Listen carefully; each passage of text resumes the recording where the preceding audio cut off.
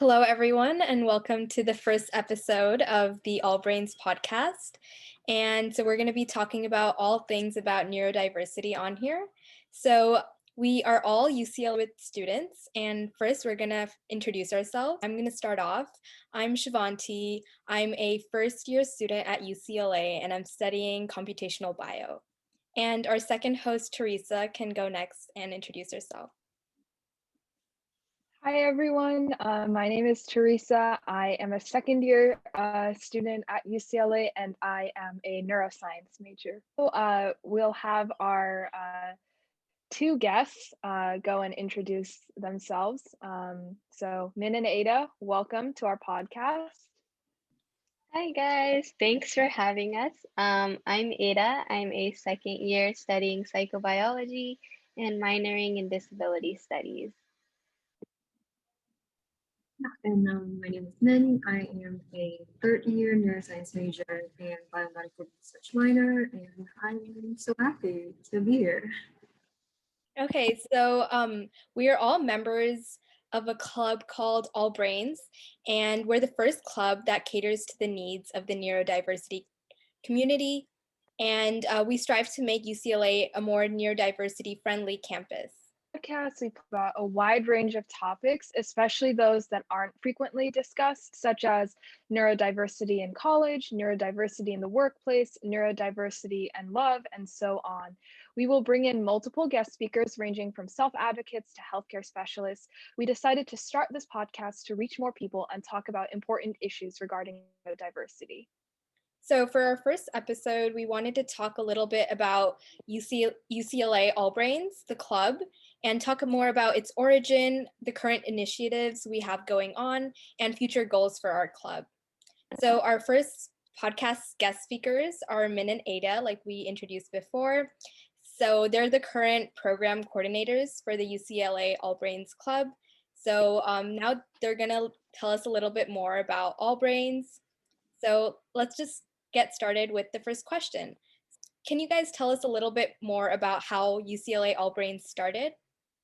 Yeah, sure. And I'll tell you guys a little bit of story on how we started, and then Ada, just feel free to jump in anytime because even though it's not a long time ago, it still feels like we've accomplished a lot ever since we just started. So I might miss a few things or two, but yeah, feel free to interrupt me later.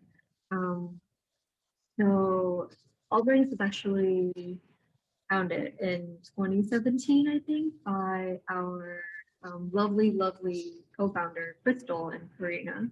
And so basically they hosted a town hall for neurodiverse students to basically just come and share their experience as, a college student in UCLA, the kind of difficulties that they're facing, what they would like to see more on campus, and they basically expressed that there's just no safe space for them to socialize and to meet people, to make friends, and so, but because of that, Crystal and Karina was just kind of like, oh, maybe we should make a club where people can just come and be people's safe space, and just let people socialize and make friends and be fun, and just have fun, so that they can just de-stress from this very stressful environment, which is UCLA. And so basically, yeah, that's how All Brains was kind of formed.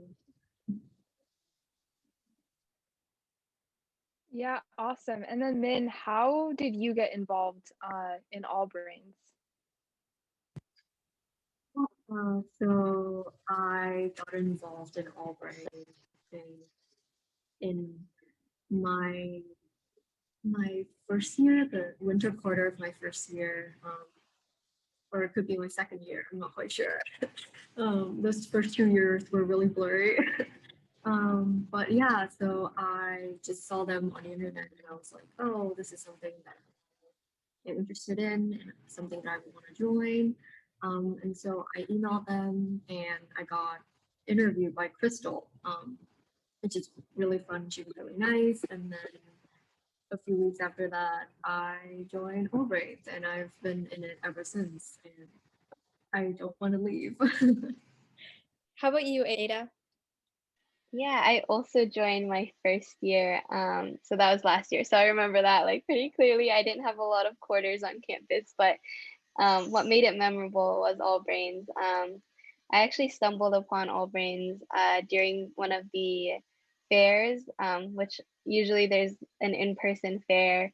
I was one of the last clubs I stumbled upon, and it was really something that I wanted to get involved with, just because like I have family members who are neurodivergent, so it felt like I felt really connected to the issue, and I really wanted to start my work with that. And I got interviewed by Karina, um, and that's how I'm a part of All Brains. Yeah, I joined All Brains also as a first year, actually like just last quarter. And so yeah, I actually applied because I'm like really interested in making the campus more inclusive to everyone, including the neurodiverse community. So that was an important issue to me. So that's why I decided to apply. So I guess Teresa can also talk a little bit about why she applied and yeah, what year she did. Yeah, I guess I was a little older. Maybe I was like Min, because like Min, didn't you say you might have joined your second year? Well, I joined my second year, so this past fall, and I was looking into like which clubs would actively make a difference for like my peers on campus, and this was one of them because I feel like a lot of clubs we have at UCLA like serve, you know, a lot of different types of populations, but very few really focus on like students that are really marginalized within our own campus, and All Brains does that. So yeah, I feel really fortunate to be a part of it. And yeah, and so now we'll keep on talking to our amazing guests. And why don't Min and Ada, why don't you share with us like the current different initiatives and projects that All Brains currently has going on? Yeah, sure. So we can talk a little bit about like the different committees and also a few of the collabs we have coming up, and some of our past collabs. So our committees include peer mentoring, socials and outreach, trainings and workshops. And I'll talk a little bit about peer mentoring. Actually, last year I was part of that committee. I'm very passionate about being a peer mentor. It was probably like one of the most amazing experiences I got. I believe I had three or four mentors in total. I cannot remember off the top of my head. Um, but peer mentors consist of like our peer mentors and coaches who are grit trained, and they undergo a 1 quarter training before they start meeting with their mentees. And then they begin meeting with their new mentees weekly during the quarter. And then as the year goes on, they continue to meet with their mentee depending on their mentee's needs. And I think something about peer mentoring is that each neurodivergent mentee or student that comes in is different and their needs are different. Some may need more help with like academics and organization, and advice and tips, while some might ask for career advice, like helping plan their 4 years in college. And even some may have come to All Brains in need of like a diagnosis or help guiding that. So there's just really like a diverse range of mentees that come in, and you really get to know each person one on one, which is really nice. And I'll pass it on to Min, who can talk a little bit more about socials. So for socials, right? So a little, I guess, like tidbit. When I first joined All Brains, there wasn't really like structure to anything. So I was actually assigned like just taking care of our socials, which is our weekly game night where we just um come in and like hang out, and that's just basically like the main goal of what All Brains was formed on. Like we want to be like a safe space for people to hang out and have fun and play games on, a Thursday night, or right now it is on a Tuesday night from 6 to 7 p.m. Shout out to socials. um, but yeah, so before that, I was just taking care of socials with Hannah, which is our lovely social team subcommittee leader, co-lead, whatever you guys want to call her. um, she's amazing, and So yeah, that's how I got started. So I started from socials. Um, and then after a year or two, we kind of wanted to expand it on the social media and outreach aspect too. And so Hannah and I worked a lot with like, just making posts and learning things and learning how to be more accessible on Instagram, just because that's kind of like our main outlet right now. Yeah, and so that's pretty much it for socials and outreach. And then we also have another really, really cool committee that is trainings and workshops. So we do provide ally training to a lot of student organization and programs on campus. For example, we did trainings for the AAP program, the GRIP program. We did residential assistance, so like the RA training on the Hill um, last summer as well. So that was really, really great. Um, and yeah, I feel like trainings and workshops, they are expanding really, really fast, and we are reaching to a really wide audience of, you know, in UCLA. So I think what they're doing is really cool as well. Yeah, so I have a quick like follow-up question. So obviously during COVID, it's been really hard with like dealing with the new circumstances, right? So what are the kind of different ways you guys tackled the problem with like being completely virtual? And like what changes have you implemented this year because of that? Yeah, all of our meetings are like clearly online and Yeah. everything, like everything's Zoom. But honestly, I think this year has been like such a great year for collaborations because I've always felt like it's so hard to meet people on campus, like just like having to walk there. And then even then, that in it of itself is not very accessible to have like meetings like on campus sometimes. And I think just all the meetings online have made it so easy to schedule. And I think it's kind of helped really like us form like deeper connections with like other UCLA organizations and even like other like the UCLA Career Center, as an example, who actually reached out to us recently about like trainings for employers. So that's really cool. Just getting to see like how we can come together in the midst of COVID, and kind of spread inclusivity like further than just like what we can when we're in person. So I think that's been really cool. Yeah, definitely. I think And that, then, oh, sorry. I think go that ahead. even during COVID, we've been able to reach to a lot more people, I guess, and that's been really cool. And we've been adapting to the virtual circumstances. Just wanted to ask you guys, like, what is your like vision for the club in the next, coming months as we transition, hopefully back to like on campus? Like, do you guys have any like long-term big picture goals that you hope all brains will accomplish, like, within the next quarter or like the next year? Wow, that's a big question right there. Yeah. I guess it's always great to be back on campus. And I think as Ada said, being on campus, it's going to be a little more challenging, just meeting with people and making sure that, wherever we're meeting, whatever time we're meeting in, it's accessible to everyone. But I also would like to say that Zoom has its own limits. Being on Zoom, you don't really get that person-to-person interaction, so it might feel a little bit off sometimes.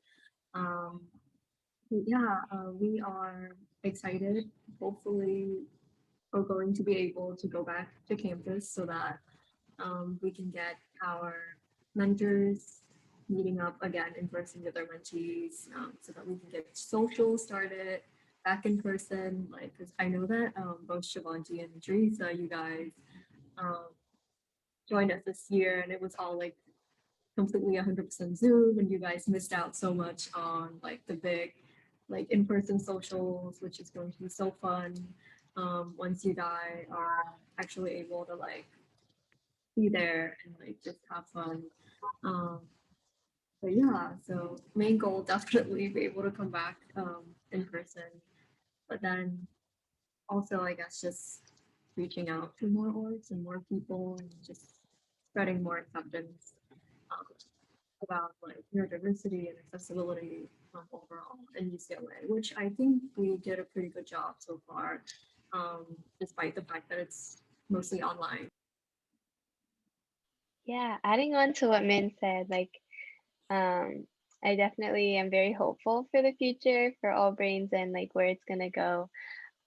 Definitely will need to transition back. But I'm hopeful that we can even continue using Zoom as a way to like access people who we aren't usually able to, like whether that's like administration or whatnot, some sort of hybrid. I'm hopeful that that's something that will happen. And another thing that I'm really hopeful for is I know that trainings and workshops has been working really hard on these training modules. And a dream come true for All Brains would be to have some sort of like neurodiversity like training that's implemented within the UC system or like UCLA itself, where all students would have to take it or at least understand what neurodiversity means. And I think that would blow my mind because it's been so hard to reach all students and um, seeing that it could happen is yeah is something that inspires me to keep working, and I think it inspires all of us to keep working with All Brains and just work on making our campus more inclusive. Yeah, I agree. That would be really cool if all students like had some sort of training or knowledge on neurodiversity and how important it is and steps they can take to be more inclusive because I think that's so important and everyone needs that knowledge. And it's great that we've been able to reach out to like many clubs on campus so they can make their club more inclusive to all communities. So hopefully we'll eventually reach the point where we can have that um, across campus somehow and across like all UC campuses and eventually all college campuses. Sure, awesome. So, our next question for you guys are like looking back on like the past couple of years you spent in All Brains, both as like committee members and now as like coordinators. Like, what are some of your favorite experiences in All Brains, and why have they been meaningful to you? Yeah, sure, I could go first. I don't want to give socials way too much love in this podcast, but I love going to our in-person socials. It was so much fun. And it's just mostly because I spent like a whole year just hosting socials. So it was always fun, just to like go and get pizza 10 minutes before and then come back with them and then start plating out all the board games and stuff and setting up the room, which I think for last year we were using the undocumented student center room within the student activity center, so within SAC. Um, but yeah, it was like so much fun. Um, and we had a lot more people coming as well. So yeah, it was a lot of fun. I don't know, Ada, if you have any other favorite experiences in Albright. Yeah, I definitely love socials as well. um, I thoroughly enjoyed those in person. I am also quite biased towards the committee I grew up in, I suppose. So I'm quite biased towards peer mentoring just because that's what I spent all of last year doing. Um, I genuinely think that my favorite experience is just seeing all of my mentees grow and become more confident in themselves. In whatever they do, whether it's job finding, resumes, being more confident as a person in their abilities, their organizational skills, like coming out with something that they've learned, I think is probably like the best thing. And getting to see that they're able to achieve more and like hearing their success makes me super happy. Like whether it's like a good test score or just being able to finish their work that day because it may have been hard. It's like those little moments that I think makes uh, my experiences super meaningful. Yeah, and just speaking for myself, I've only been part of this club for like around a quarter and a half, and everything's been virtual so far, so unfortunately I haven't been able to meet everyone in person. But the virtual socials that we have this quarter are really fun, and just like being able to interact with everyone, and even though it's through Zoom, it's something, and I enjoy it, and just like taking a break from studying and being able to like play some fun games. Like last week we played Jeopardy, and that was really fun, and just like exploring different online games that we can just like connect over. That's really fun for me. Yeah. I mean, I'm also in socials like Shivanti, and so definitely for me, like Min and Shivanti, our weekly socials are probably like my favorite experience so far in All Brains, because I think it's just, to me it's like such a positive environment, and I feel like it's really needed, especially during this time where, a lot of people are going through, like really difficult times because of COVID, and, having to go to online school and work and responsibilities, and to just be able to come together as like, as a community, and like support one another in like just like a fun, relaxed environment is amazing. And then I also just like working like in our committees at All Brains, because I feel like everyone in All Brains is really passionate about neurodiversity, genuinely passionate, and I like working with people that really want to instill change just like me. So yeah, and that's why I love being on this podcast with you guys. It's awesome. So yeah. Yeah. Um Okay, so like going into like our last little topic, just wanted to ask you like why do you think neurodiversity awareness is really important in educational settings?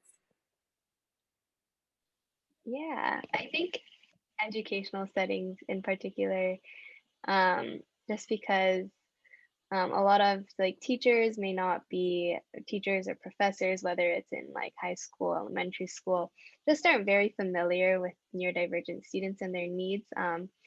And oftentimes they aren't even very familiar with the laws and legislation that protects individuals who might have a disability or who are neurodivergent. So I think that's why it's so important. And I also think that the neurodiversity paradigm really helps shift this like mindset of constantly needing to look at like the deficits of a student. And I think that's so important to look at the strengths of students and see how they can use these strengths to overcome maybe some things that are like more difficult in the classroom. And I think when you're able to focus on those strengths, those students are able to succeed more in the classroom. And I think that's so important. And then, like, carrying that through from elementary school to high school, having all of that, like, confidence built up, and then going into college, students probably are more successful. Even though, like, there's not a lot of awareness in, like, elementary schools and high schools and middle schools yet, we're hopeful for the future for educators, for everyone, just to be more aware about neurodiversity. Yeah, definitely. I guess just like speaking from my own like personal experience, like I know that college is stressful. Like it is so stressful.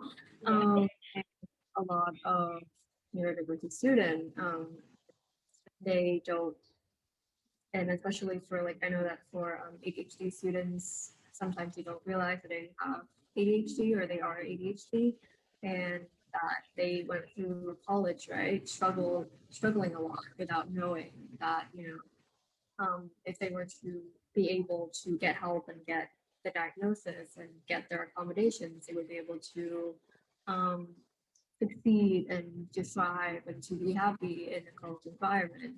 Um, and so I think, yeah, neurodiversity awareness is just so important in like an educational setting because I guess just like for me, like I came into All Brains as like an ally, but like right now I find myself as a member of the neurodivergent community because I just got, recently diagnosed. So, and yeah, it makes so much sense. And I am happy that I'm getting, help from CAPS, from people around. So it's always just great to have people being aware and being accepting of um, neurodiversity in college, so that everybody can just strive and success and do great in college, which is a hard environment to, be great and successful in. Yeah, thank you, Min, for sharing that with us. It will be a perfect segue into our next episode, actually, in which we will be talking about the specific challenges that the neurodiversity community faces when transitioning from college into the workforce. And so if you want to learn more about this, please listen to our next episode, which will be coming out soon. And now I would like to thank everyone for tuning in to our first episode. We are super excited about this podcast and its future. And so please follow us on all of our social media at UCLA All Brains. And again, thank you all for joining us.